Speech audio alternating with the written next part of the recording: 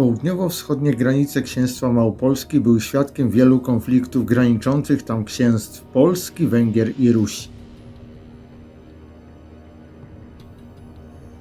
Walki toczono o tzw. Grody Czerwieńskie, sieć grodów, które broniły wschodnich rubieży Polski.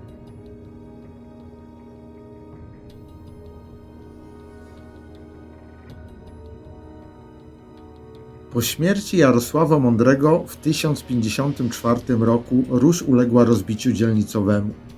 Kolejne pokolenia książąt pogłębiały te podziały. Ruś traciła swoją dawną zjednoczoną siłę.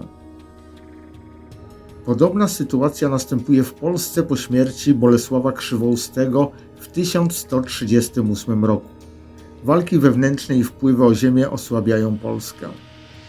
Potomek Bolesława, Kazimierz Sprawiedliwy, ma dwóch synów, którzy będą bohaterami tej historii. Leszek zwany Białym i Konrad. Potomni zapamiętają go jako Konrada Mazowieckiego. Siostra Kazimierza Sprawiedliwego, Agnieszka, wychodzi za mąż za Mścisława Izjasłewicza, księcia z Rusi. Rodzi im się syn Roman i Świętosław. Po śmierci swojego brata Świętosława, dzięki interwencji wuja Kazimierza Sprawiedliwego, Roman zostaje w 1183 roku władcą Brześcia. 5 maja 1194 roku umiera Kazimierz Sprawiedliwy. Jego brat Mieszko Stary toczy wojnę o Kraków z bratankiem Leszkiem Białym.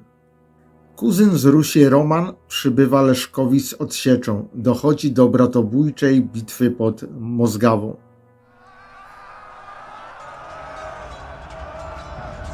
Mieszko Stary w bitwie traci syna. Bitwa, choć krwawa, zostaje nierozstrzygnięta.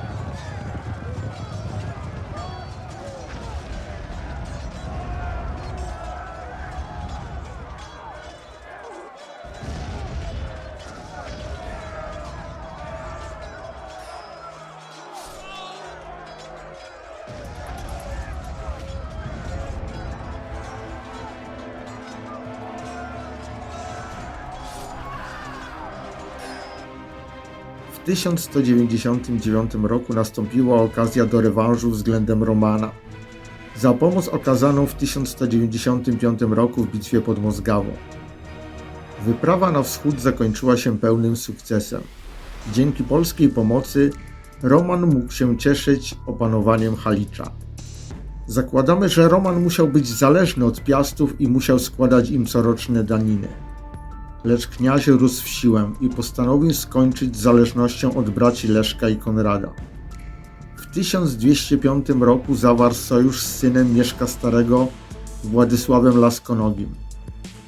W maju 1205 roku z księstwa halicko-wołyńskiego wyrusza wyprawa wojenna.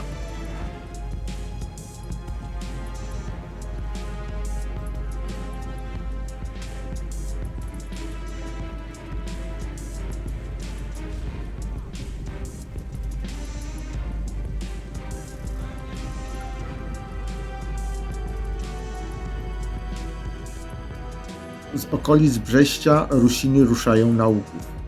Bracia Leszek i Konrad zbierają siły w Sandomierzu. Łuków pada. Kolejny cel wyprawy to Lublin.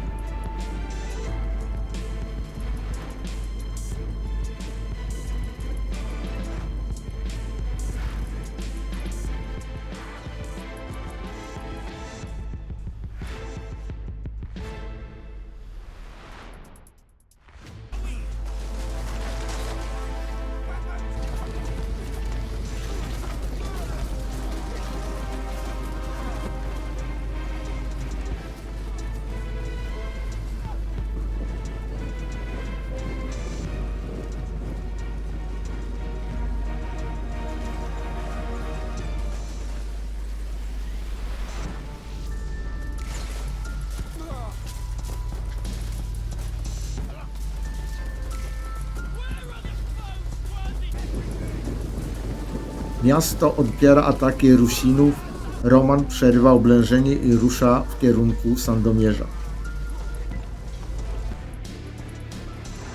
Pod Zawichostem decyduje się na przeprawę na lewy brzeg Wisły.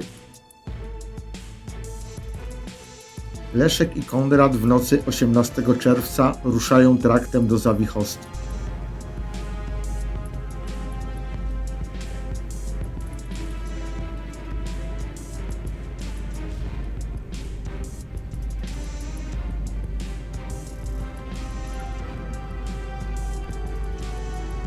Rusini przeprawiają się przez Brody pod Zawichostem. Kniazie Roman jest już częścią wojsk na lewym brzegu Wisły.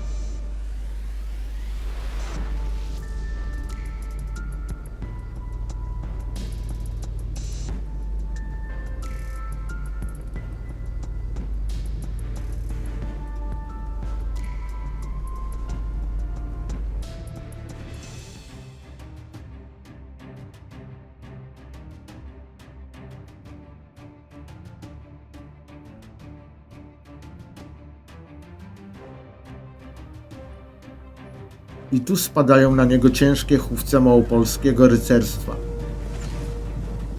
Roman zostaje odcięty od swoich sił na prawym brzegu rzeki. Rozpoczyna się rzeź Rusinów.